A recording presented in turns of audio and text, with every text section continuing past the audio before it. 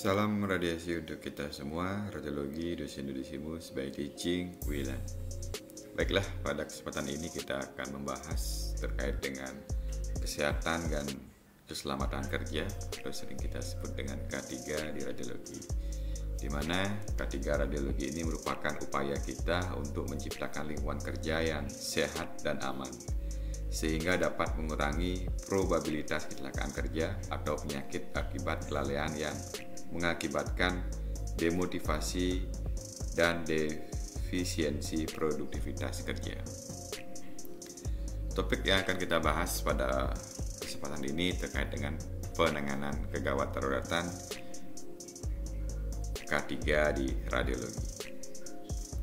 Baiklah, kita langsung masuk ke topik pembahasan. Yang pertama adalah tujuan instruksional penanganan kegawat daruratan. Pengertian kecelakaan radiasi ini merupakan suatu kejadian di mana terjadi pelepasan atau paparan yang tidak terkendali terhadap radiasi ionisasi, seperti radiasi gamma, radiasi partikel alfa, beta, atau neutron yang dapat memiliki dampak negatif pada manusia, hewan, dan lingkungan. Adapun penyebab dari kecelakaan radiasi ini merupakan kegagalan dari sistem keselamatan, kegagalan operasional, kerusakan struktur fasilitas, kegagalan perangkat lunak, kerusakan pada sumber radioaktif, pengelolaan bahan radioaktif yang tidak aman, serta tindakan manusia yang tidak aman. Di mana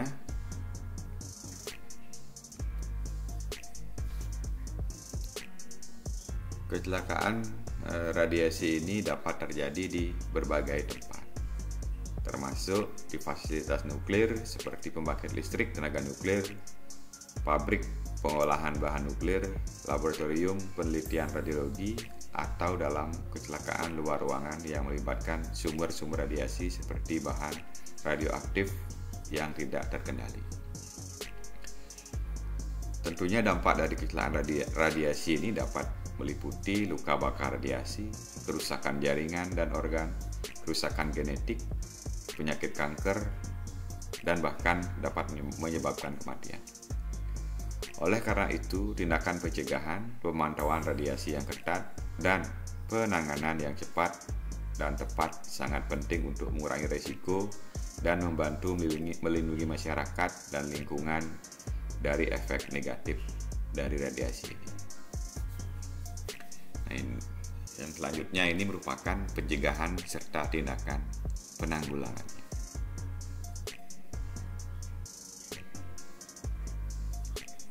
Seperti yang saya contohkan tadi, di sini merupakan ada penyebab kecelakaan yang terjadi yang disebabkan oleh kegagalan sistem keselamatan. Nah, ini merupakan kegagalan peralatan atau sistem keselamatan yang digunakan untuk mengendalikan dan mengelola radiasi di fasilitas nuklir atau instalasi yang menggunakan bahan radioaktif yang dapat menyebabkan kecelakaan radiasi.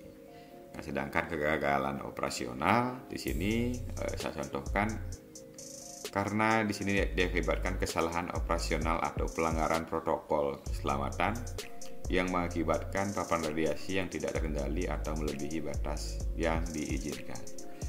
Kemudian ada kerusakan struktur fasilitas.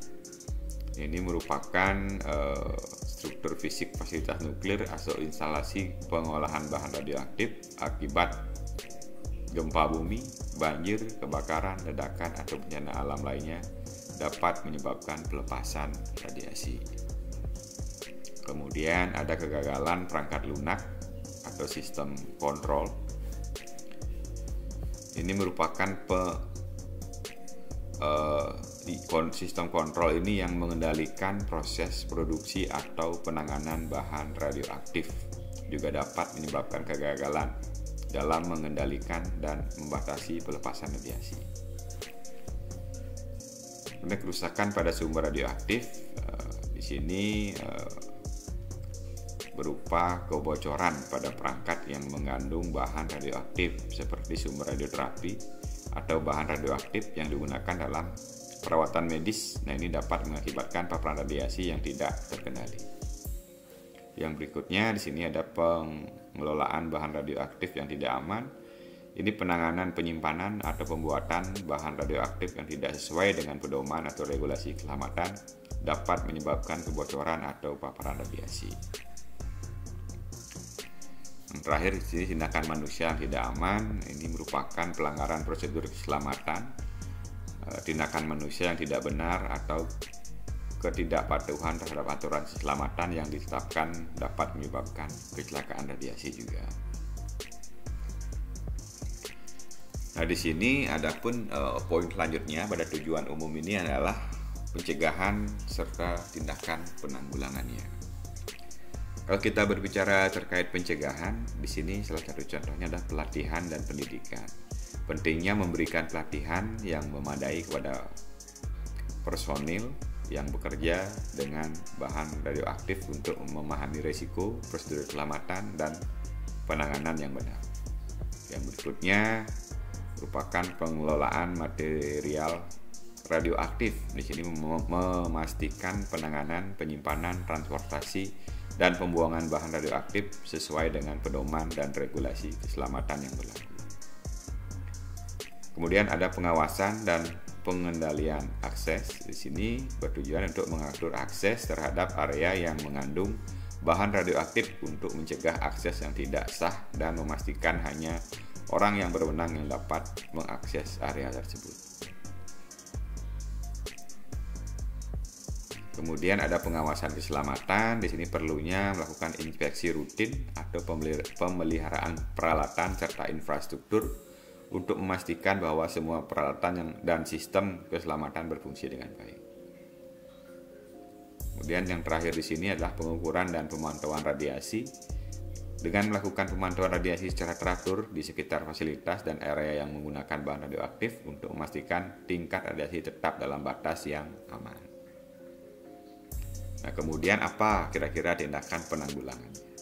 Nah, di sini dapat saya contohkan tindakan penanggulangan kecelakaan radiasi ini. Yang pertama adalah evakuasi dan isolasi. Nah, di sini mengambil tindakan evakuasi dan mengisolasi area yang terdampak kecelakaan radiasi untuk mencegah penyebaran radiasi ke area yang lebih luas.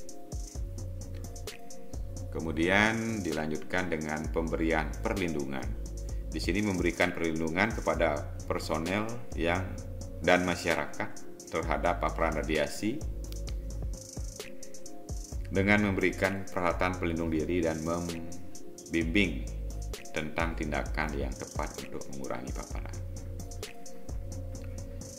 Yang selanjutnya ada penanganan material radioaktif. Di sini adanya pengendalian dan mengenai material radioaktif yang terkena kecelakaan dengan benar, termasuk isolasi, pembungkaman, dan penyimpanan sesuai dengan pedoman keselamatan. Yang selanjutnya adalah pemberian dan dekontaminasi, di mana melakukan pembersihan dan dekontaminasi area terdampak untuk menghilangkan atau mengurangi tingkat radiasi di area tersebut. Yang kelima ada perawatan medis dan pemantauan kesehatan. Di sini memberikan perawatan medis kepada individu yang terkena paparan radiasi dan melakukan pemantauan keselamatan jangka panjang untuk mendeteksi dan mengatasi komplikasi kesehatan yang mungkin muncul. Yang terakhir terkait dengan tindakan penanggulangan, yaitu pemberian edukasi dan komunikasi kepada masyarakat, memberikan informasi yang akurat dan terperinci kepada masyarakat tentang keadaan dan risiko, serta memberikan panduan tentang tindakan yang harus diambil untuk melindungi diri mereka sendiri dan orang lain. Nah, sedangkan untuk tujuan khusus di sini, tujuan instruksional khusus di sini, langkah-langkahnya pencegahan kecelakaan radiasi.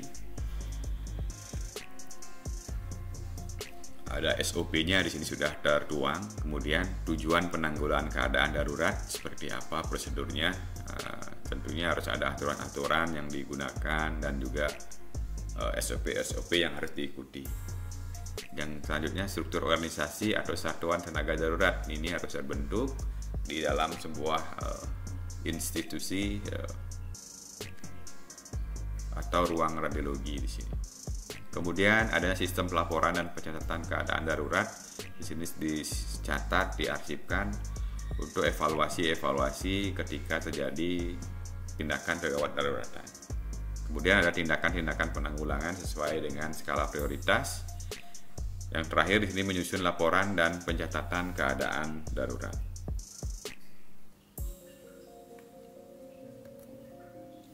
Nah, adapun dasar-dasar ketentuan dari hal ini adalah tertuang dalam Undang-Undang Nomor 10 Tahun 1997.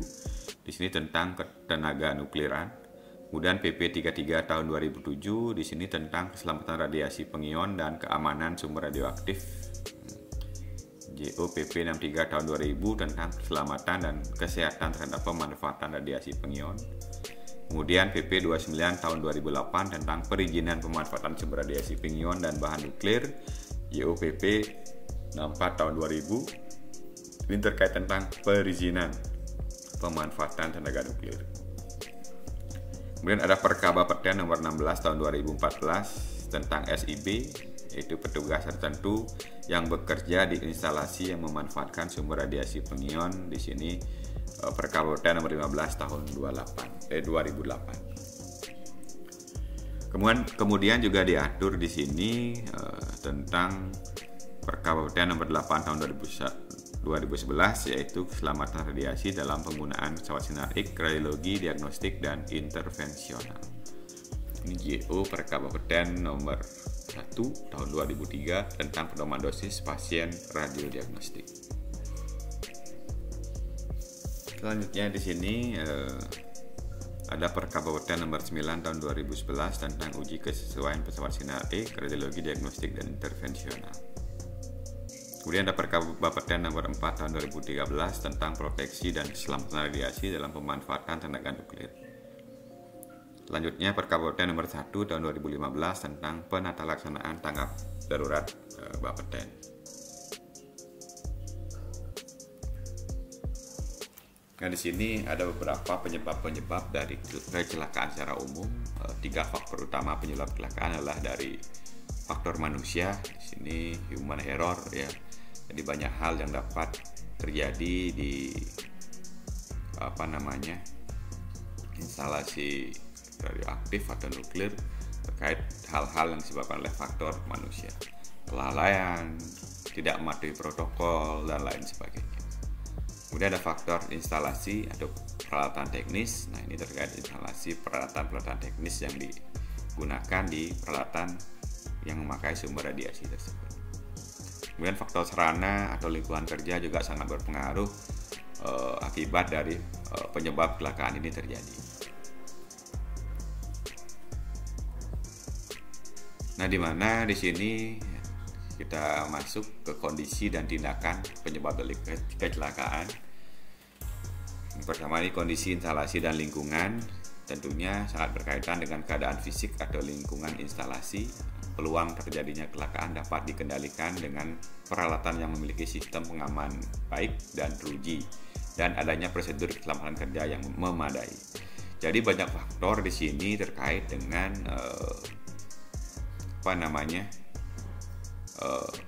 kondisi fisik lingkungan instalasi gitu.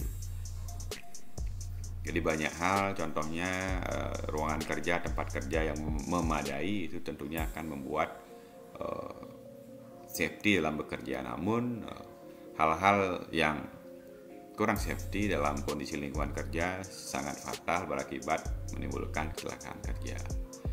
Dan adanya prosedur-prosedur keselamatan kerja ini juga tentunya sangat berpengaruh karena ada acuan seorang karyawan bekerja sesuai dengan prosedur yang telah ditentukan. Ketika kita tidak memiliki ketentuan prosedur dalam menjalankan pekerjaan, tentunya akan ada miskomunikasi atau penyalahgunaan kewenangan dalam bekerja. Ada prosedur-prosedur tindakan-tindakan mungkin yang terabaikan sehingga mengancam keselamatan kerja di lingkungan kerja itu sendiri.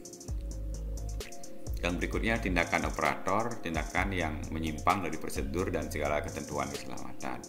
Yang satu adalah kurang pengetahuan tentang cara kerja menggunakan alat, instalasi, dan sifat bahan.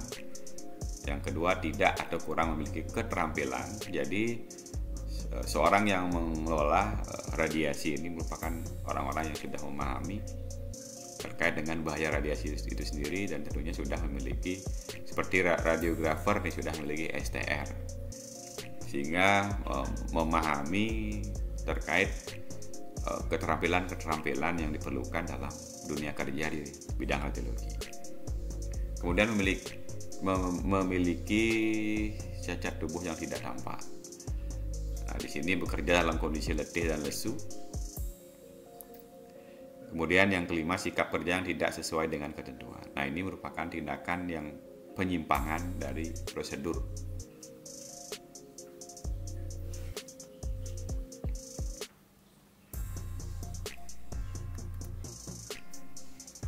Berikutnya di sini dijelaskan terkait penyebab kecelakaan berdasarkan data statistik. Nah, ini ada kegagalan prosedur. Nah, ini tentunya prosedur yang tidak tepat atau tidak sesuai, ini tentunya akan dapat menimbulkan kecelakaan kerja. Kemudian ada prosedur yang kurang lengkap. Ini juga tentunya mengambil andil dalam kecelakaan kerja. Kemudian kesalahan operator, ini contohnya tidak melakukan survei radiasi. Kemudian tidak mengikuti prosedur, tidak menggunakan perlengkapan proteksi. Kesalahan manusiawi, kesalahan menghitung paparan. Nah, ini hal-hal yang terkait dengan kesalahan operator. Yang selanjutnya ada kerusakan perlengkapan. Ini kerusakan alat pengendali, kerusakan alat proteksi, merupakan kerusakan alat pengukur, sehingga ada error di situ, error sistem di situ, sehingga dapat terjadinya kecelakaan kerja. Yang lain-lain di sini yang diakibatkan mungkin gempa bumi, ledakan, pecahan atau kebakaran.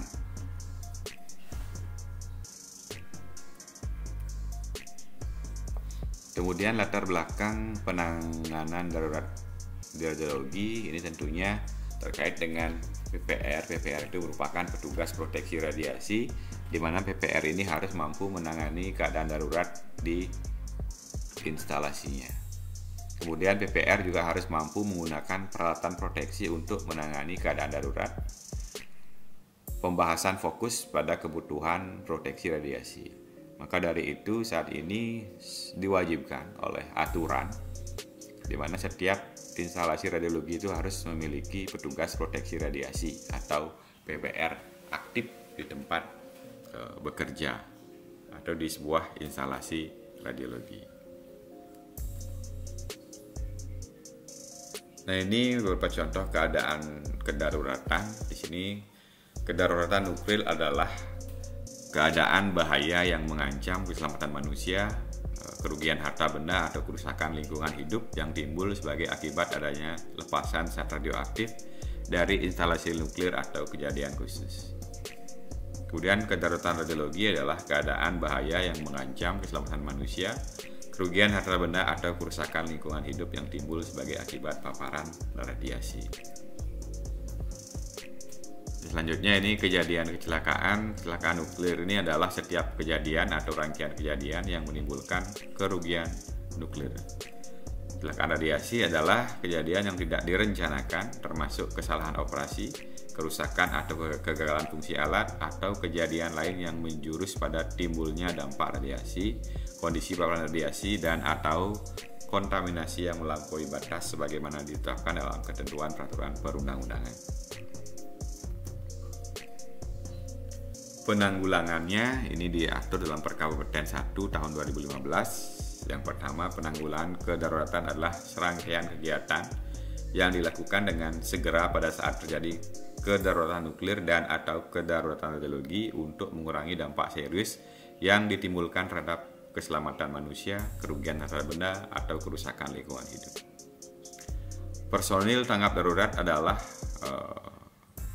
PNS Bapeten yang ditetapkan dalam KA Bapeten untuk melaksanakan fungsi tanggap darurat nuklir. Tindakan perlindungan segera adalah tindakan yang harus dilakukan dengan segera untuk menghindari atau mengurangi dosis pada masyarakat pada kedaruratan nuklir agar memberikan hasil yang efektif. Kemudian intervensi adalah setiap tindakan untuk mengurangi atau menghindari paparan atau kemungkinan terjadinya paparan kronik dan paparan darurat.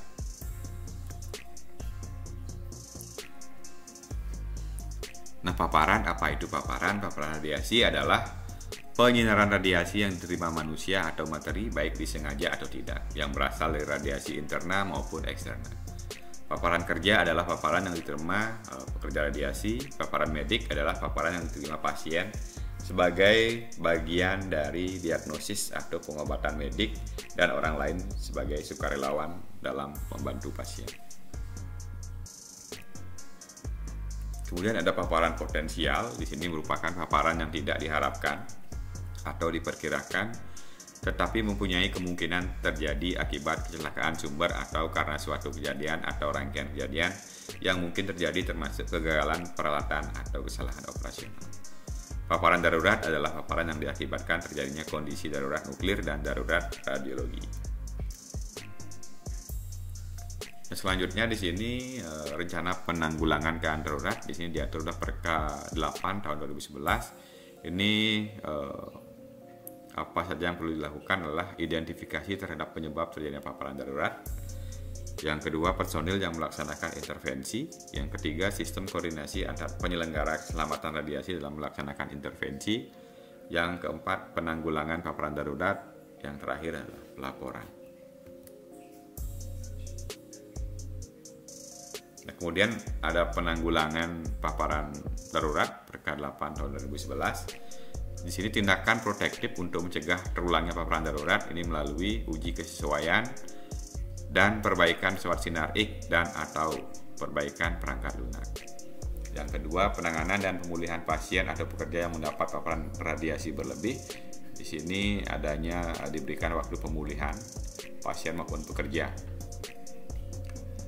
Kemudian yang ketiga, rencana penanggulangan keadaan darurat atau RPKD ini harus disusun dalam PPKR sesuai dengan yang tercantum dalam sistematika penyusunan PPKR.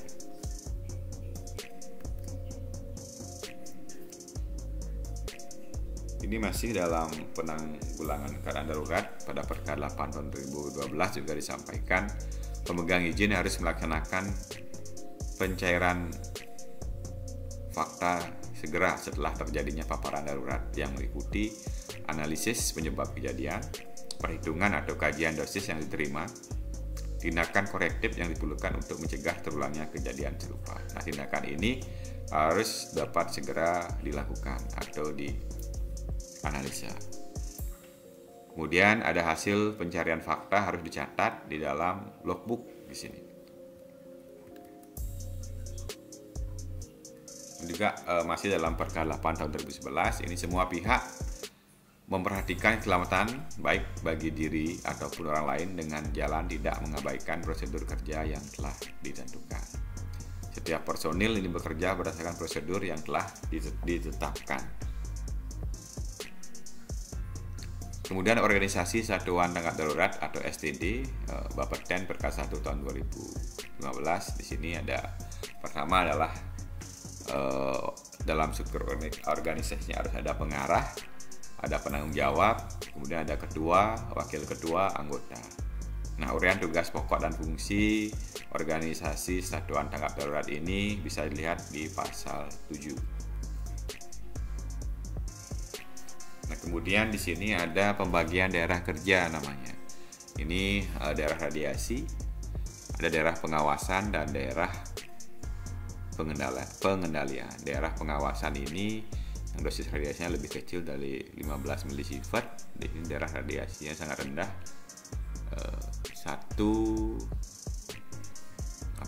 lebih kecil dari 5 milisievert per tahun dosis paparan yang diterima. Kemudian ada daerah radiasi rendah juga di sini. Ini kurang lebih 5, lebih kecil dari 5 atau sama dengan 15 milisievert per tahun. Nah, kemudian pada daerah pengendalian di sini tentunya dosisnya lebih besar atau sama dengan 15 milisievert. Ini ada daerah radiasi dibagi lagi dan daerah kontaminasi. Di mana daerah radiasi ini merupakan daerah radiasi sedang. Di sini radiasinya 15, lebih kecil dari 50 milisievert per tahun. Kemudian daerah radiasi tinggi di sini lebih besar dari 50 milisievert per tahun. Kemudian pada daerah kontaminasi di sini dibagi 3, daerah kontaminasi rendah, daerah kontaminasi sedang, dan daerah kontaminasi tinggi. Tentunya pada daerah kontaminasi ini dosisnya tinggi ya, lebih tinggi dari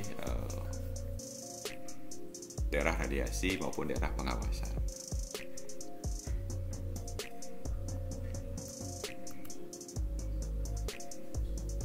Nah, kemudian contohnya kita sebagai radiografer kerja di bidang radiologi tentunya harus ada proteksi ke pasien. Salah satu contohnya adalah persyaratan pemeriksaan yang harus dilakukan, kemudian pemindaian ada catatan, adanya jaminan kualitas, persyaratan fluoroskopi, pengurangan dosis ke pasien, pemilihan pemeriksaan radiologi bagi wanita, proteksi janin, pelindungan organ, pemeriksaan dada. Ini mungkin ada kayak sumber radiasinya, ini FFD-nya kurang lebih minimal 120 cm. Kemudian adanya catatan atau perekaman.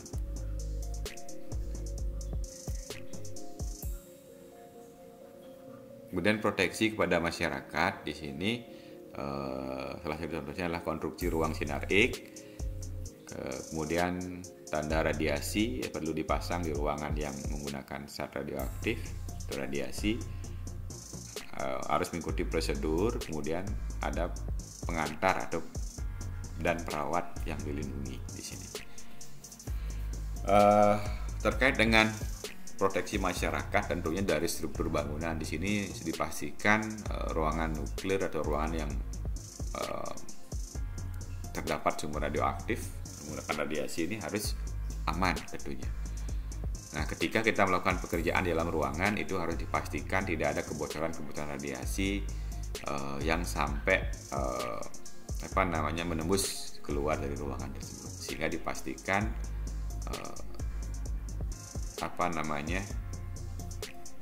luas dari tindakan radiasi itu semana dan dipastikan tidak keluar dari area yang telah ditentukan itu. Nah, di sini perlunya pengukuran dosis radiasi, kebocoran radiasi juga harus rutin dilakukan di sini. Kemudian proteksi pekerja di sini selama penyinaran dilakukan di belakang presisi atau di ruang operator sehingga dapat meminimalisasikan terjadinya kecelakaan kerja atau paparan radiasi yang diterima oleh pekerja. Kemudian seminimal mungkin berada di ruang periksa yang aman, gunakan alat pelindung diri atau APD. Contohnya itu gunakan apron jika memang bekerja di ruang radiologi langsung. Kemudian gunakan monitor personal, pengukuran dosis radiasi. Di sini setiap personal harus rutin menggunakan dalam bekerja. Ini agar dosisnya dapat terpantau tentunya.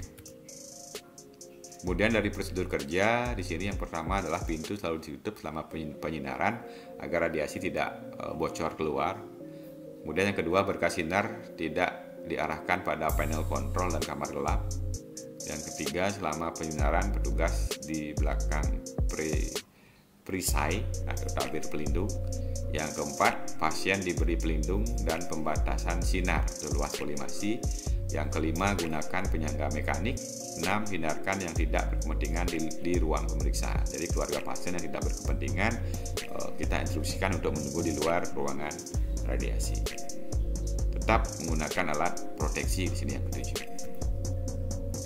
Oke, sekian yang dapat saya sampaikan terkait dengan penanganan kegawat daruratan di radiologi. Jika ada hal-hal yang ingin ditanyakan, bisa chat di kolom komentar.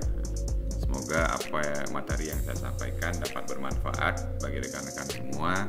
Sekian dan terima kasih.